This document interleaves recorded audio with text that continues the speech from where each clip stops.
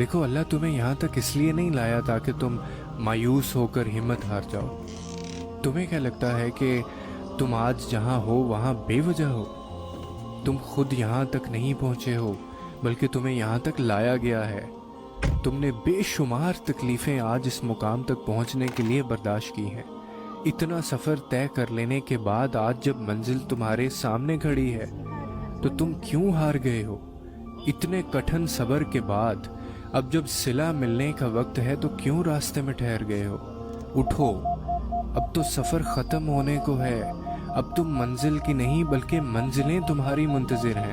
اب تمہیں معجزوں کا نہیں بلکہ معجزوں کو تمہارا انتظار ہے۔ اب کن تمہاری ایک آخری دعا کا ارادہ باندھے ہوئے ہے کہ یہاں تم مانگو اور وہاں تمہیں منہ سے نکلی پہلی فریاد پر نواز دیا جائے۔ اب صبر کے زمانے گزر گئے ہیں، اب صلے ملنے کا وقت ہے۔ اب بات سسکنے کی نہیں رہی، اب قبولیت کا وقت ہے۔ اب مسافتیں ختم ہونے کو ہیں، اب آنسوؤں کے مسکراہٹوں میں بدلنے کا وقت ہے۔ کسی اور کا نہیں، اب یہ تمہارا وقت ہے۔ ہزاروں مایوس لوگوں میں سے اگر اس نے تمہیں دعا کی توفیق دی ہے تو پھر وہ کیسے تمہاری دعا کو رد کر سکتا ہے؟